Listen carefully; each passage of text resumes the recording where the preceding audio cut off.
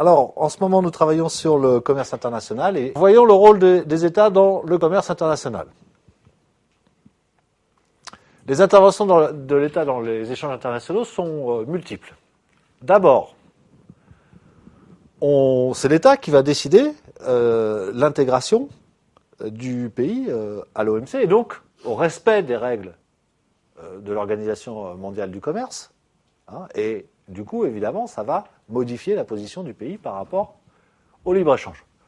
Le dernier pays à rentrer, le dernier grand pays à rentrer à l'OMC, c'est la Russie, qui avait été précédée il y a quelques années de la Chine. Et donc aujourd'hui, on peut considérer que dans le cadre de l'OMC, eh bien, 80, peut-être 98% du commerce mondial est représenté par les pays membres.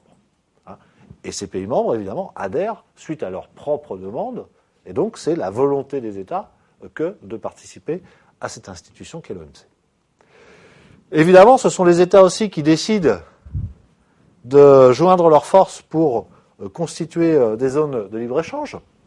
On se rappelle de la négociation entre les Américains et les Canadiens d'abord pour créer l'ALENA, rejoint ensuite par une négociation entre les États-Unis et le Mexique. Donc ce sont des négociations d'État en État, d'État à État, qui expliquent la constitution des zones de libre-échange. Par la réglementation économique plus ou moins favorable aux exportations et aux importations, plus ou moins favorable aux investissements directs à l'étranger reçus ou envoyés à l'étranger.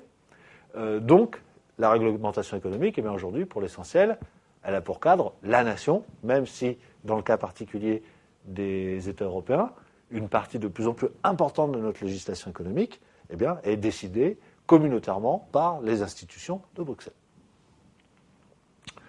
Par la politique industrielle et commerciale stratégique, effectivement, l'État met en place un certain nombre d'actions, alors destinées à promouvoir des activités, destinées à promouvoir le développement de technologies ou d'entreprises. Bref, ces actions vont avoir un impact, effectivement, sur la situation commerciale du pays, puisque, en créant de nouvelles spécialisations, eh bien, on peut penser que les États vont participer au développement des exportations dans le futur.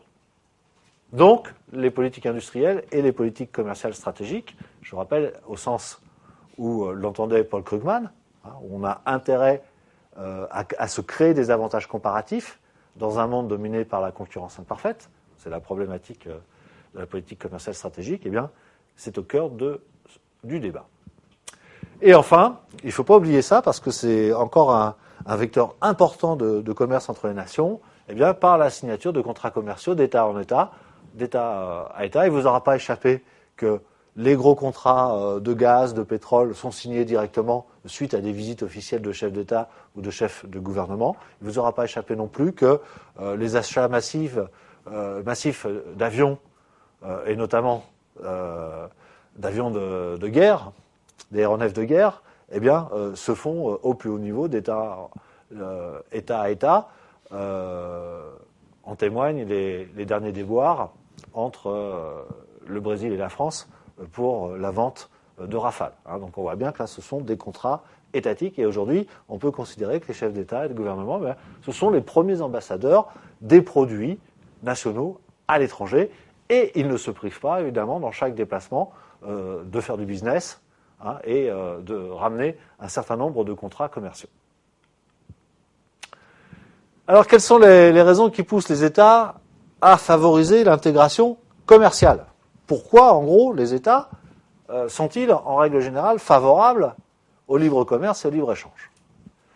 Eh bien, c'est parce que l'intégration commerciale va donner un certain nombre d'avantages à la nation qui pratique librement l'échange commercial. D'abord, on sait que l'ouverture internationale, d'une manière générale, est favorable à la croissance.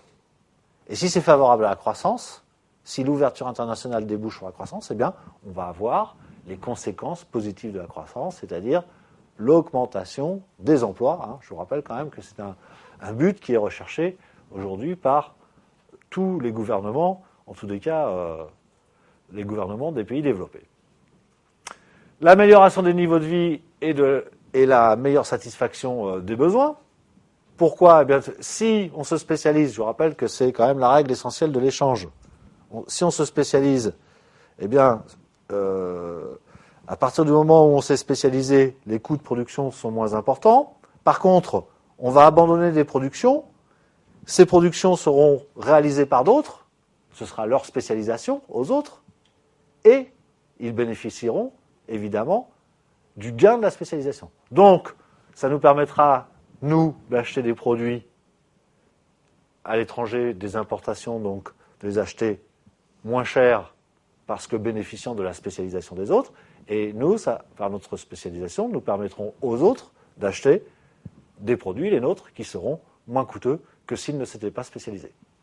Donc, effectivement, il y a amélioration des niveaux de vie parce que les produits importés, on peut considérer donc que les produits importés sont moins chers que les produits fabriqués localement. Donc, s'ils sont moins chers, eh bien, le niveau de vie des populations augmente. Alors, on peut aussi parler de meilleure satisfaction des besoins. Alors là, suffit de faire référence précisément aux nouvelles tendances du commerce international, c'est-à-dire les échanges de différences, les échanges de produits similaires, des voitures allemandes contre des voitures françaises. Et donc, pourquoi ça procure la meilleure satisfaction des besoins ? Tout simplement parce que les consommateurs ont davantage le choix. Donc, s'ils ont davantage le choix, ils trouvent des produits qui sont toujours mieux adaptés à leurs besoins. Les gains de la spécialisation, on en a parlé. Les gains de la spécialisation, c'est quoi ? Eh bien, c'est la capacité à produire moins cher. Puisque en se spécialisant, on va produire en plus grand volume, on va acquérir un savoir-faire, et donc le résultat de cela, ça va être une meilleure maîtrise des coûts, donc potentiellement une baisse des prix des produits. C'est aussi la capacité des nations spécialisées à faire évoluer leurs produits. Et donc, plus les acteurs sont spécialisés, eh bien, plus ils vont proposer d'innovation, qui là aussi peut être considéré comme un gain de la spécialisation. Alors, exemple, c'est le célèbre exemple de l'abolition des corn laws. Donc, ça s'est passé entre 1815 et 1846. Alors, qu'est-ce que les corn laws ? Eh bien, il y avait une protection en Grande-Bretagne, en Angleterre, il y avait une protection des fermiers britanniques par rapport au blé importé. Il était, en principe, interdit d'importer en Grande-Bretagne du blé, tout simplement pour protéger les propriétaires terriens et les agriculteurs anglais.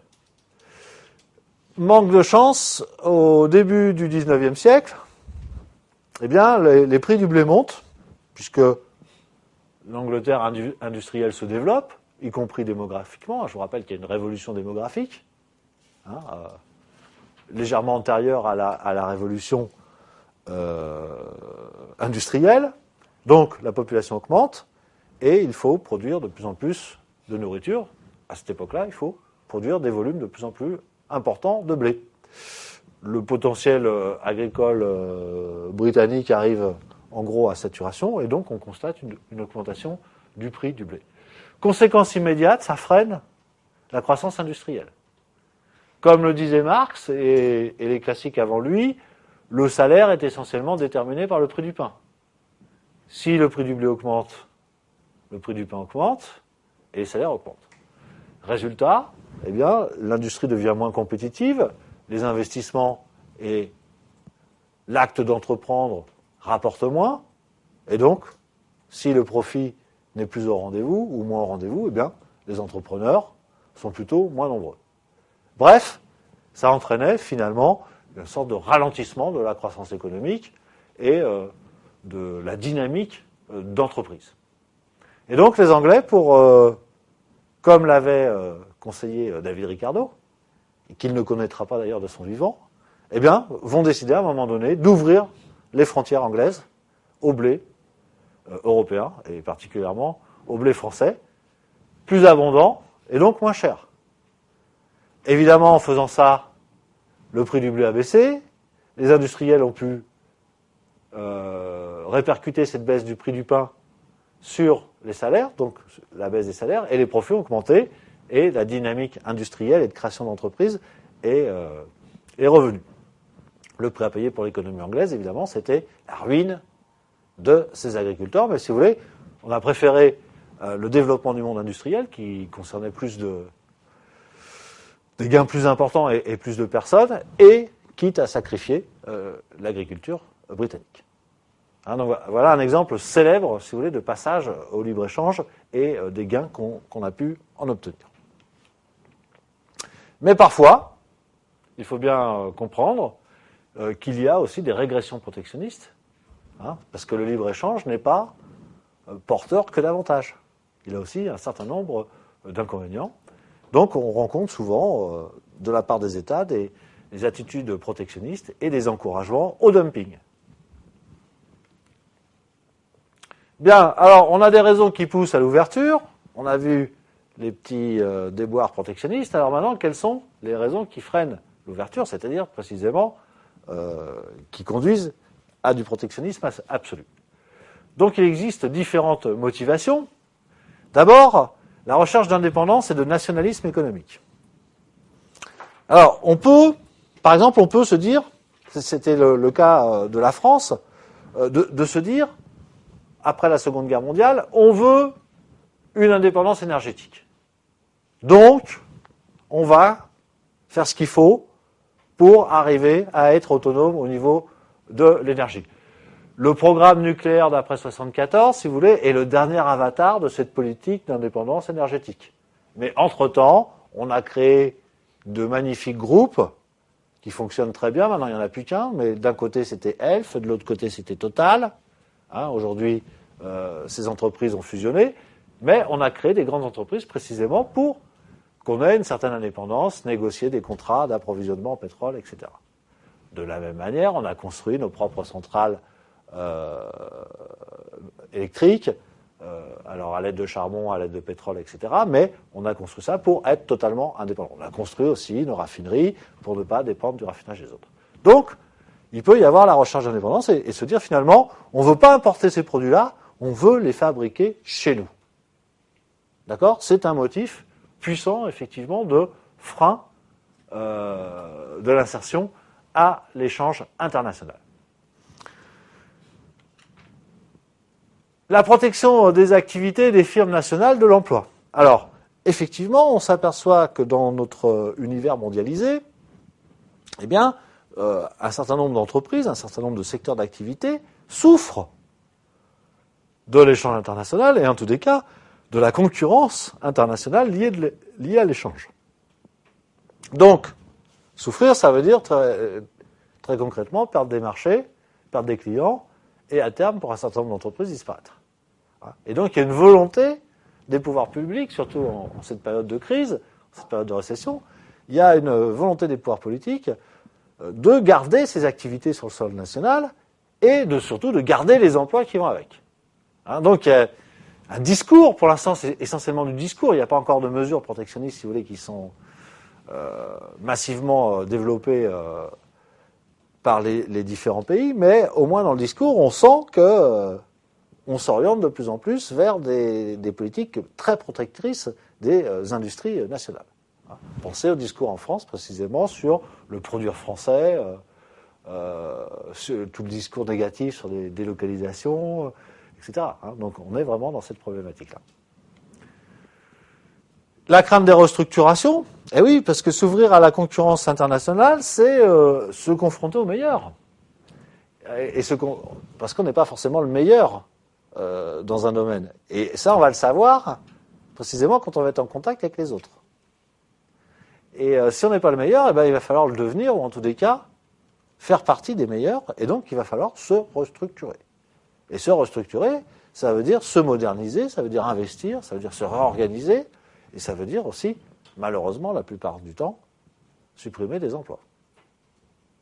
Travailler la productivité en supprimant des emplois. Donc pour éviter ça, la tentation est de se dire, on va éviter ça, on ferme nos frontières, on n'est plus en concurrence avec les autres entreprises, et donc du coup, on n'est pas obligé de se restructurer, ou en tous les cas, à un rythme beaucoup plus lent.